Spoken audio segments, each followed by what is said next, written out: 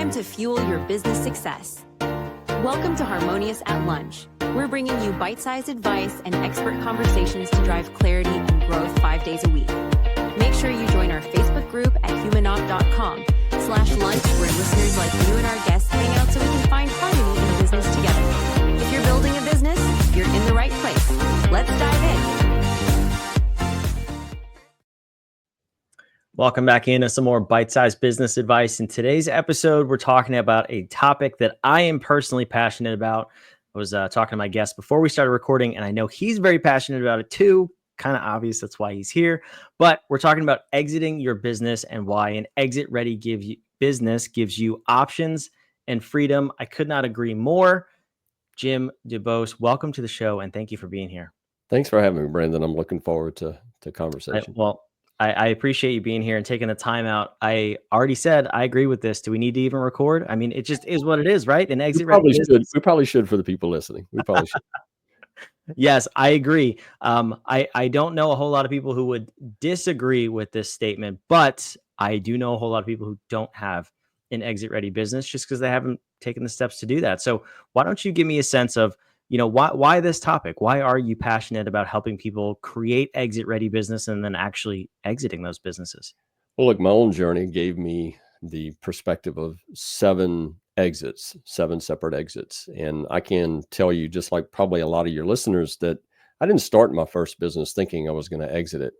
As I grew the business and it grew significantly, and fast over a period of years, it became apparent that it was valuable. And I had my first 2 transactions within a 5-year period of that first couple of businesses. And so it taught me something right out the gate.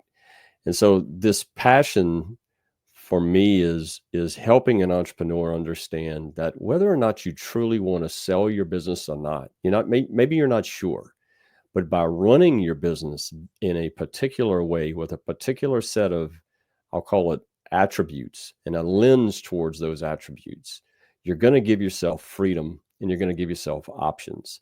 I'll tell one quick story. I had a good friend who ran his business really well and contracted, a life-threatening illness. But because he had run his business in a particular way, he could step away and deal with what he needed to deal with on a personal level, but his business was not so founder dependent. He didn't lose his business, right? He was able to process through that experience and then return back to his business in a very, thankfully, in a very good way. And so I feel like this is something that entrepreneurs really need to contemplate as they're running their day-to-day businesses. Yeah, 100%. I've heard those stories. I've heard them told both ways. I've heard that beautiful example, and then also the unfortunate example of through an illness or an injury, whatever it may be, the business failed because it was so heavily reliant on the founder or on one individual. So just to kind of set the stage here, I don't think either you or I are advocating that you have to sell your business, but getting it sellable is really the key of what you're talking about. So yeah, for those lenses that you said, or the things to focus on, I'm curious to explore what those are. So what are these key areas that businesses need to focus on in order to have an exit ready business? So what I did was, after the last exit, which was in 2022, it was a fairly large business. We were 75 million in revenue, over 100 employees. And so what I did is I said, I'm going to take a step back and really build a fairly concise list of attributes.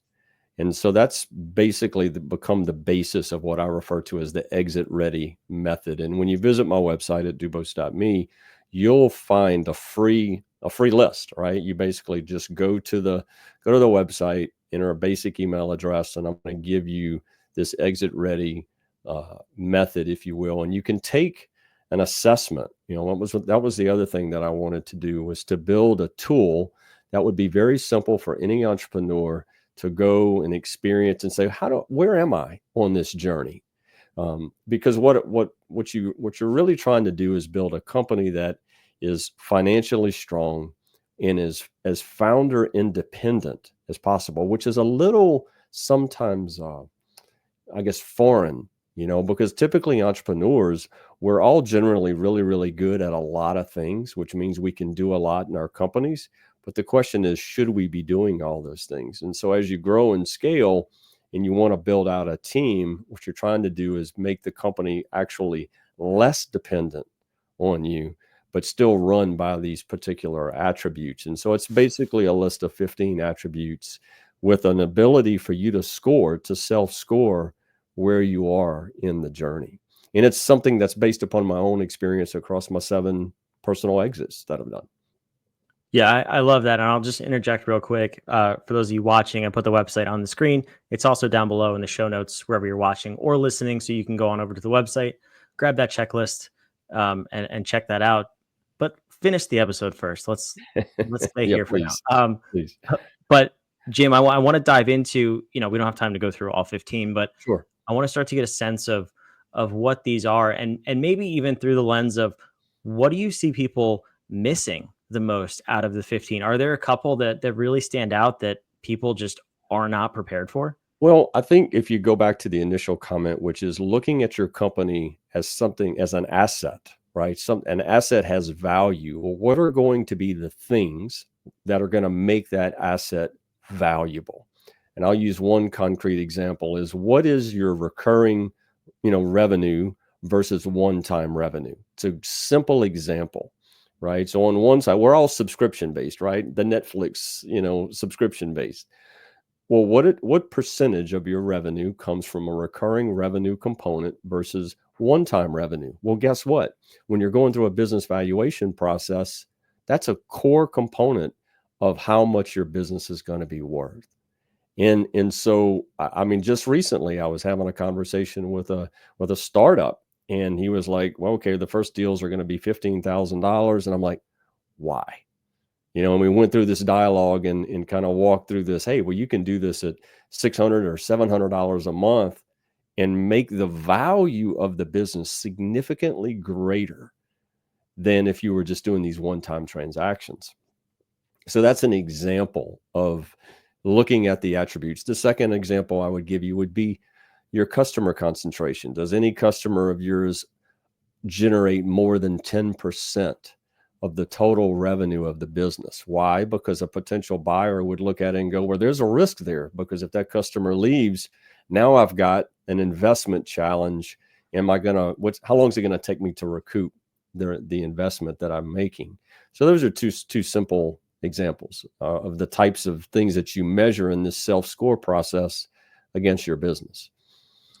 I want to talk about the subscription one because, obviously we're all too familiar with this. I feel like everything is a subscription nowadays, and sometimes it's good, sometimes it's not so good. It just depends on how you're looking at it and what it's for. But on that, does that also take into account contracts that you have in place, or is it truly just like monthly recurring revenue? So anytime I built the last several businesses that I had recurring revenue components within those businesses, they were always contractually oriented, whether they're 1, 2, or 3-year contracts. Mm-hmm. Why? Because if it's month to month, the potential buyer or investor is not going to look at it any differently than if it's one-time revenue. And so that is important, is to have a term, hopefully with an auto renew, capability, because really what you're demonstrating is the repeatability of revenue, right? The long-term repeatability of revenue. And so that is why that matters so much. And typically in recurring revenue is where you can disconnect the transition from growth to scaling. So if you think about what is true growth is basically I'm going up in revenue, but so is my incremental cost. So my expense travels basically on the same linear path as the growth revenue. In scale, I'm disconnecting them. I'll give you a concrete example. Recently, I worked with a hair salon of all things, right? And we introduced a membership model because she had a lot of repeat customers who were coming in on a periodic basis. We just introduced a membership model. She planned for a certain percentage of those customers coming in every month. All they had to do was go online and book their appointments. But she generated over 60% of her revenue month in and month out, regardless of whether or not those people came in the doors or not. Totally changed our business model. Right. And it was just a 12-month membership agreement that because the people liked her and the way they cut, the individual's hair. It was amazing. Right. It was amazing. Simple. Right. What it allowed her to do, because it was disconnected with the one-time revenue, she had about 10 to 15% of extra capacity that she could manage walk-ins with. Now, all of a sudden, she's generating more revenue than she would have if she was just doing one-on-one point of service transactions. It was remarkable the way it worked. So because of the subscription model, she was able to Yeah. cover her costs with that essentially, and then everything else, the walk-ins were. It was extra Oh, revenue. It was extra yeah, revenue for her every month. It was that's amazing. great. Yeah.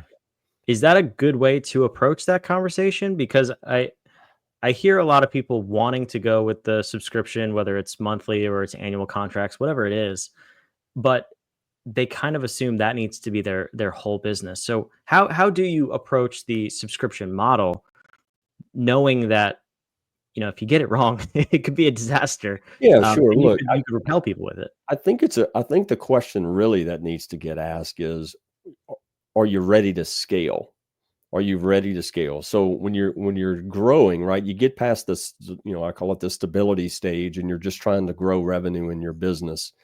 Well, are you ready to scale? And what that really means is, first I need to understand what product or service is generating the majority of the margin in the business, not the revenue, the margin in the business.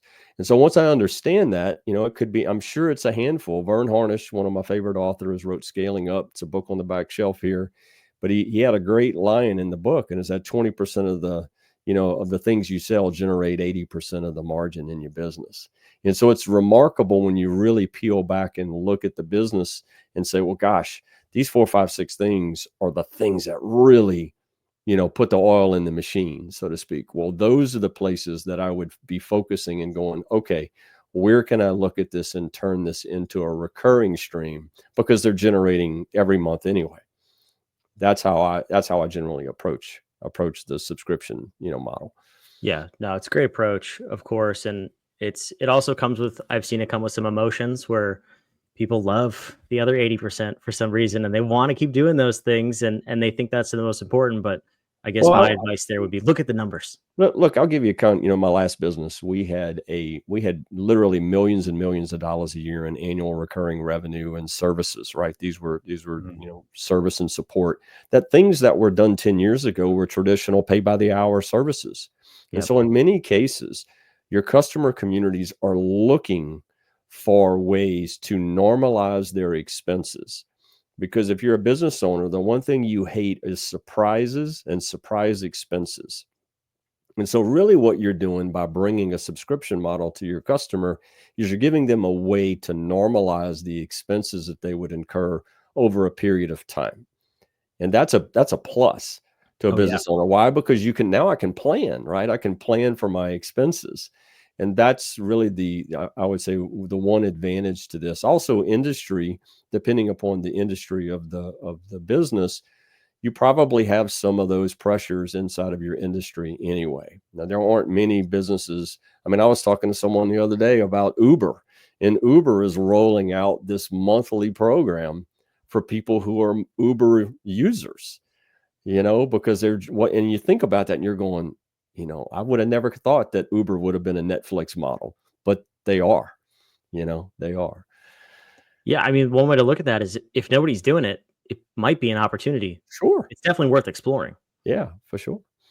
Yeah, I like that. So I want to talk about the other side of this before I let you go. I don't know if it's necessarily the other side. That might be a bad way to describe it, but one of the common pushbacks that I hear from people, and I know I definitely fell into this trap personally in the past, and that is the founder or owner building all of the relationships. I mean, when you start a business, most of the time, unless you're well funded, it's a solopreneur venture or a very, very small team, and you end up building the relationships from the beginning, and that kind of scales with the business. So I'm curious, with your experience, 7 exits, especially this last one, very, very large business, how did you begin to separate yourself from having all of the relationships to really putting those on the people you put in place to run the business so that you could step away and still continue to scale? Look, it's a great question, but fundamentally businesses are about people. And so the primary obligation that you have as the entrepreneur, owner, founder is you will not be able to grow your business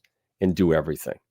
And so the key hires, when you hire people, you have to ask yourself, do they have the personality, the disposition, the care that I have towards the customers that we need to serve?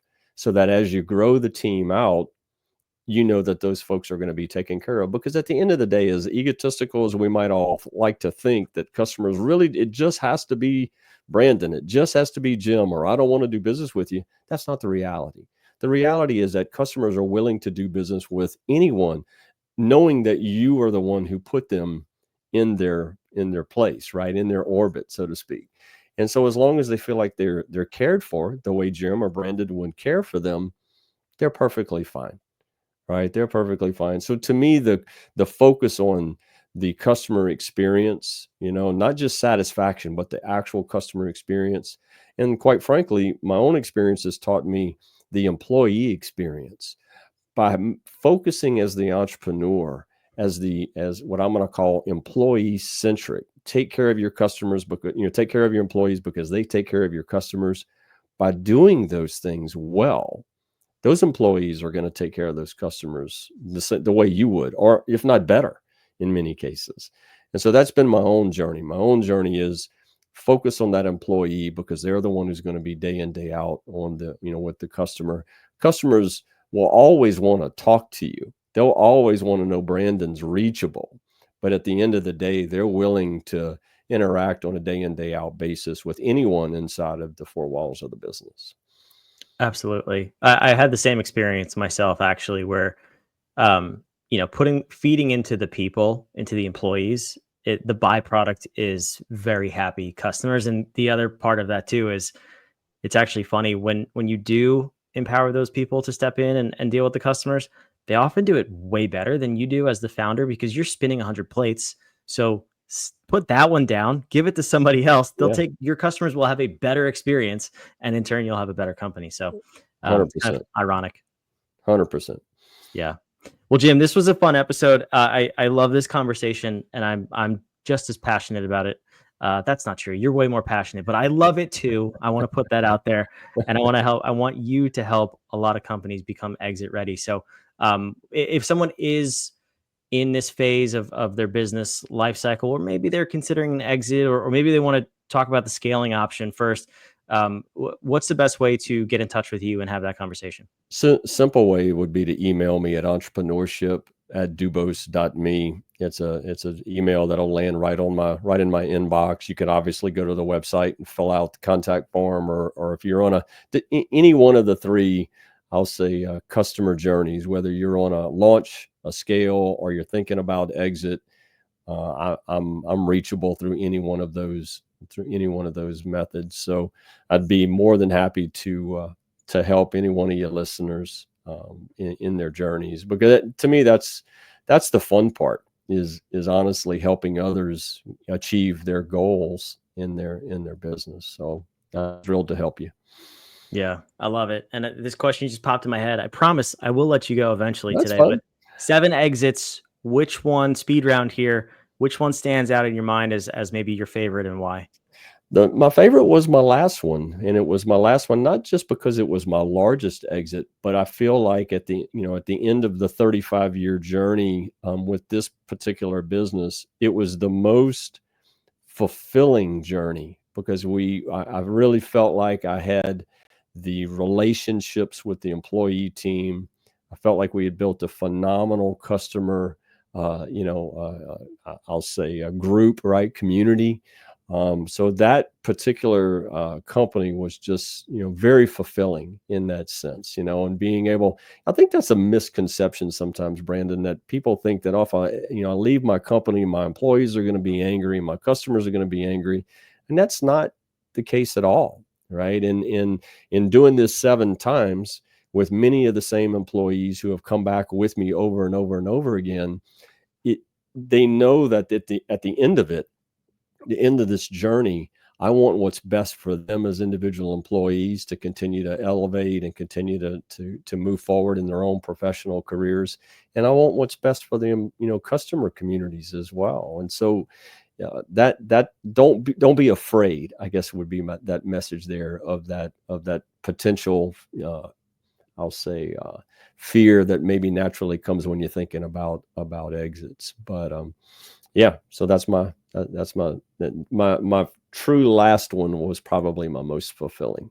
Yeah, that's cool, especially, and it's refreshing in the world of AI that we live in. It all comes back to the people. Customers 100%. are people, employees are people, people are people, robots are not people. We could do another whole episode on AI, Oh, yeah. Brandon. We could. Yes, we could do several, I'm sure. But Jen, this was awesome. I appreciate you being here. Yeah, you're welcome. Thanks for having me. For those of you watching, listening, all the links are down in the show notes below. As I mentioned before, thanks for tuning in. We'll see you on tomorrow's episode of Harmonious at Lunch. Another episode of Harmonious at Lunch in the books. I hope this episode made you think and you grabbed some actionable ideas to propel your business. Don't forget to like, comment your takeaways, and subscribe wherever you're listening so we can help more entrepreneurs just like you achieve harmony